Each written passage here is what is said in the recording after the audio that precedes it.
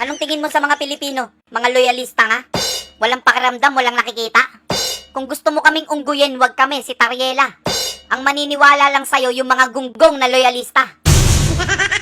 Sa tingin niyo po anong nagawa ni Presidente? Ay, marami po. Mula sa tatay, mula hanggang sa anak. Nandito pa rin kami lumalaban.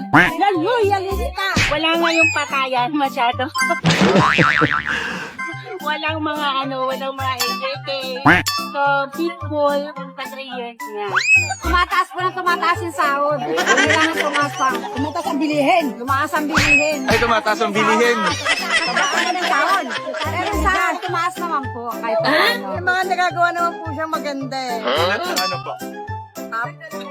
Na mga sumasaklolo po sa mga tamaan. Bakit ba ganyan? Yan po. Ano ang pinaka gusto niyong nagawa ng Presidente? Kasi bababa eh. Napapababa bigas. Napapababa daw po yung ibang bigas.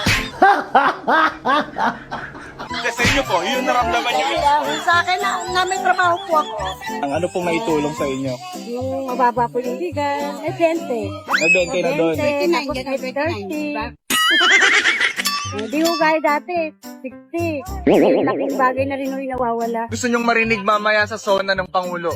Gusto namin marinig na ibibigay na sa amin ng aming Pangulo. Ang aming hinihintay na. Bahala na siya. Ano yung hinihintay? Nagbibigay? How ka lang? Hoy, Bongbong! Sila lang ang iyong maluloko. Yung mga sumusuporta sa'yo kung hindi bayad, bobo. Umaasa sa ayuda ng sindikatong gobyerno.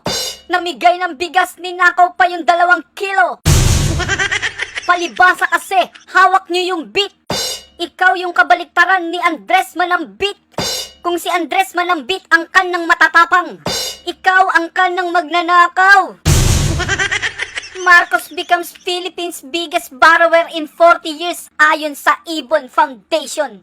No legacy, no big project, biruin mo yun. Tapos flood control corruption still unsolved hanggang ngayon.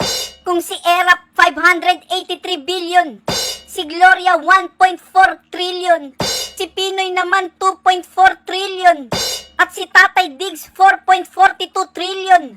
Si Bongbong naman 9.7 trillion pesos inutang niya sa loob lang ng 4 years niya yun. Partida, wala pang pandemic yun. Hawak mo yung beat, kontrolado ng salapi.